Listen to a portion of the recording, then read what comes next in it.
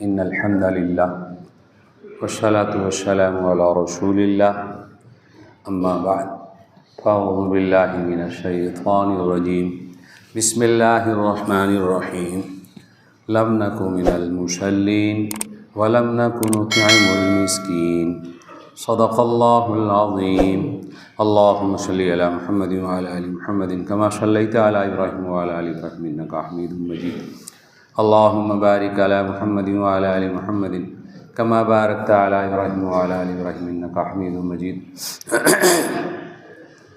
اللہ تعالیٰ اپنے بندوں سے بڑی محبت کرتے ہیں اور ایمان والے اللہ سے بڑی محبت کرتے ہیں۔ والذین آمنوا اشد حبا للہ، اس محبت کے تقاضے کیا ہیں؟ ایک حدیث میں اللہ فرماتے ہیں انکم تخطئون باللیل والنہار وانا اغفر الذنوب جميعا فاستغفرونی، میرے بندو تم صبح و شام گناہ کرتے رہتے ہو، میں بھی رب ہو کر تمہیں معافی کرتا رہتا ہوں اور تم بھی تو معافی مانگنے کرو۔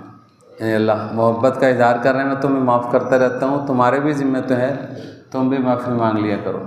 تو معافی مانگنے کے جو طریقے ہیں اس میں ایک بڑا طریقہ ہے نماز، کہ نماز کی برکت سے اللہ تعالیٰ بہت سو کو معاف کرتے ہیں۔ فرمایا گھر سے نکلا آدمی وضو کر کے مسجد میں آیا، اس نے 2 رکعت پڑھی، اللہ تعالیٰ نے اس کے پچھلے چھوٹے سارے گناہ معاف کر دیے، اور ایک ایک قدم اٹھایا اللہ نے اس کے لیے نیکی لکھ دی، ایک ایک قدم اٹھایا گناہ معاف کر دیا۔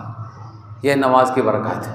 یعنی اللہ سے محبت کا ایک تقاضا یہ ہے کہ اللہ سے بخشش لینے کے لیے اس کے احکامات کی پابندی کی جائے، نماز کا اہتمام۔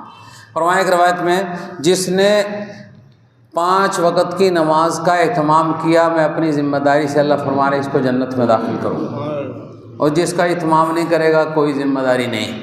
فرمایا اول ما یحاسب بہ العبد یوم القیامہ الصلاۃ، سب سے پہلی چیز کا قیامت کے دن حساب ہوگا وہ نماز ہوگی۔ جس کی نماز اچھی نکل آئی اس کے باقی عمل بھی اچھے نکلیں گے نماز کی برکت سے، جس کی نماز میں کمی رہ گئی باقی عملوں میں بھی کمی رہ جائے گی۔ تو نماز ایک بنیادی چیز ہے۔ فرمایا نماز اسلام میں ایسے جیسے بدن میں سر، ہم نے ہاتھ کٹے لوگ دیکھیں، پاؤں کٹے دیکھیں، کان کٹے دیکھیں، ناک کٹے دیکھیں، ہونٹ کٹے دیکھیں، سر کٹا بھی دیکھا کو پھرتا ہو کہ اس کا سر ہی نہ ہو۔ جب سر ہٹ گیا تو وہ بدن رہ ہی نہیں سکتا۔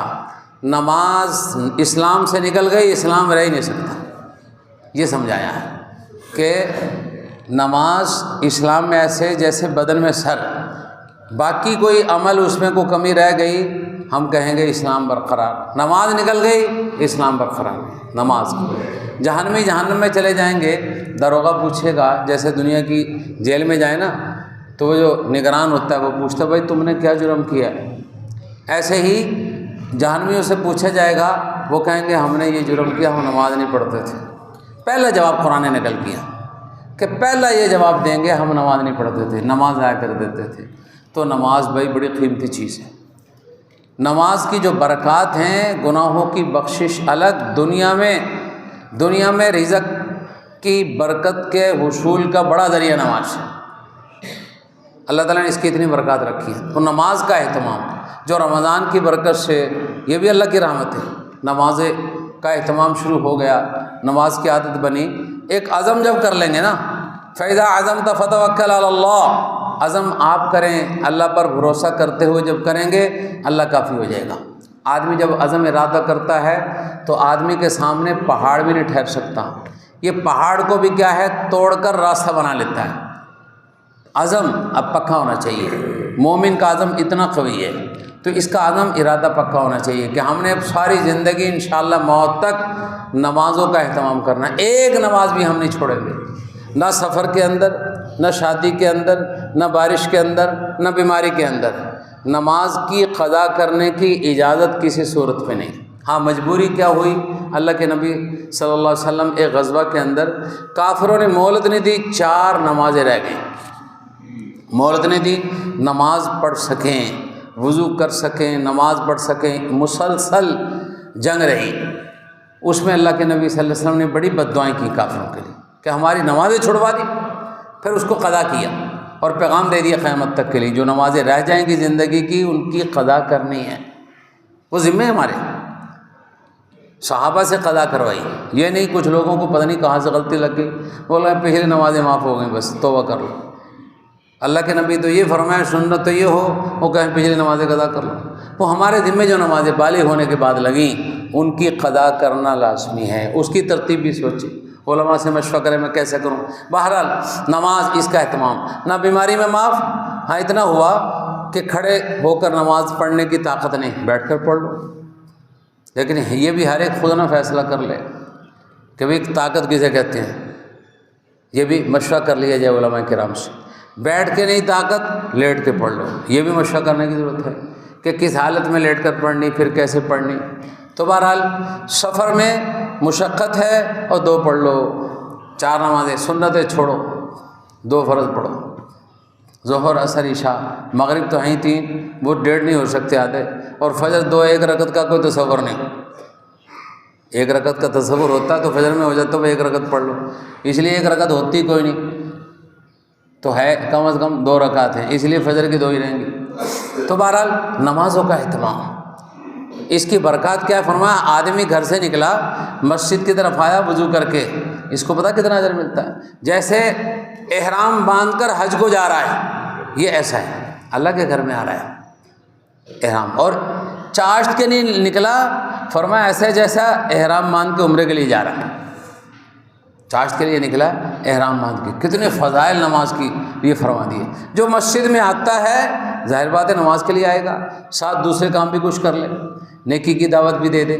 فرمایا اس کو 5 مقبول حج کا ثواب ملے گا، دن میں 5 مرتبہ تو کم از کم آتے ہیں، فرمایا 5 مقبول حج کا، جتنی دفعہ آئے گا، ایک روایت میں جتنی دفعہ مسجد میں بندہ آ رہا ہے، مسجد میں آ رہا ہے تو ظاہر بات مسجد میں عبادت کے لیے آ رہا ہے، اللہ سے محبت کے اظہار کے لیے آ رہا ہے، اللہ تعالیٰ کے ذمہ ہے اس کے لیے اتنی مہمانیاں تیار کریں، اتنی ضیافتیں، اتنی دعوتیں۔ آج کہتا ہے نا کوئی بڑا آدمی دعوت کرے ہماری، بھائی وہ شہنشاہ، وہ مالک الملک، اس کی طرف سے دعوت، جتنی دفعہ مسجد میں آئے، عمر میں ہم گلنے کتنے دفعہ آیا، 10,000 20,000 40,000 دفعہ، اتنی دعوتیں اللہ کی طرف سے۔ باقی تو ساری جنت اللہ کی دعوت ہے، باقاعدہ اسپیشل دعوت اللہ کی طرف سے ہوگی، یہ برکات۔ اور میں جب اللہ ارادہ کرتے ہیں نا آسمان سے عذاب کے نازل کرنے کا، جب دیکھتے ہیں میرے گھر کو آباد کرنے والے موجود ہیں، وہ اپنے گھروں میں ہیں، اللہ کہتے ہیں میں عذاب روک لیتا ہوں، یہ میرے گھر کو آباد کریں، میں ان کے گھروں کو تباہ کرتا ہوں، کیسے ہو سکتا ہے؟ تو وہ نماز کی برکت سے ہوگا کہ نمازوں کا اہتمام، نماز کی برکت سے اللہ تعالیٰ عمر میں برکت دیتے ہیں، دل کی پاکیزگی ہے، روشنی ہے۔ فرمایا قیامت کے دن نماز کا اہتمام کرنے والا اس کے لیے روشنی ہوگی، اور روشنی کے بغیر تو آدمی چل نہیں سکتا۔ رات کو 12 بجے اندھیری رات ہو، لائٹ چلی جائے، وہ گلی میں چلنا مشکل، اگر کوئی چیز ذریعہ ہمارے پاس نہ ہو تو قیامت میں کہاں سے چل سکے گا؟ ایسا اندھیرا، ایک ہاتھ کو دوسرا ہاتھ نہیں پتہ چلے گا، اپنا ہاتھ نہیں نظر آئے گا، تو وہ کہاں سے؟ وہ نماز روشنی ہوگی۔ فرمایا جو نمازوں کا اہتمام نہیں کرتا، سستی غفلت کرتا ہے، اس کا حشر تو فرعون، حامان اور ان ظالموں کے ساتھ ہوگا، کیونکہ انہوں نے ظلم کیا اور اس مسلمان نے بھی ظلم کر دیا جس نے نماز چھوڑ دی۔ پھر تو ایک عزم کر لیں بھائی، جس اللہ نے ہمیں 24 گھنٹے سانس دیا اور پوری زندگی اتنی نعمتیں اللہ دے رہا ہوں، اور اس کے لیے 2-2.5 گھنٹے 24 گھنٹے میں سے نکال لینا نماز کے لیے، وہ بھاری ہو جاتا ہے؟ بالکل کوئی بھاری نہیں۔ اس لیے نماز کا جو اہتمام کرنے والا وہ سکون میں رہتا ہے۔ کوئی آدمی کہے میں سکون حاصل کر لوں نماز کے بغیر، یہ نہیں ہو سکتا، اس کا عزم اور ارادہ ہو۔ بہرحال اللہ سے محبت کا ایک تقاضا ہے اللہ کے احکامات کی پابندی، اللہ سے تعلق جوڑا جائے، اور ایسے اللہ سے تعلق یہ رمضان میں جوڑا جائے۔ رمضان میں راتوں کو اللہ آواز دیتے ہیں، اللہ کی طرف سے آوازیں لگتی ہیں، اور مجھ سے مانگنے والوں مانگ لو، فری موقع کہاں آئیں گے؟ معافی مانگنے والے مانگ لو، رزق مانگنے والے رزق مانگ لو، صحت مانگنے والے صحت مانگ لو، اولاد مانگنے والے اولاد مانگ لو، پریشانی دوری کرنے کے لیے وہ مجھ سے مانگ لو، اللہ کی طرف سے آوازیں لگ رہی ہیں۔ تو یہ کہ اللہ سے تعلق جوڑا جائے۔ شیرینی کو بانٹ رہا ہو نا، اسے نظر آئے کہ میں آوازیں لگا رہا ہوں یہ آ نہیں رہا، تو غصہ آئے گا کہ نہیں؟ تو اللہ تعالیٰ بھی یہ شیرینی بانٹ رہا ہے، تو اللہ تعالیٰ کو غصہ نہیں آئے گا کہ میں آوازیں لگا رہا ہوں یہ آ نہیں رہا؟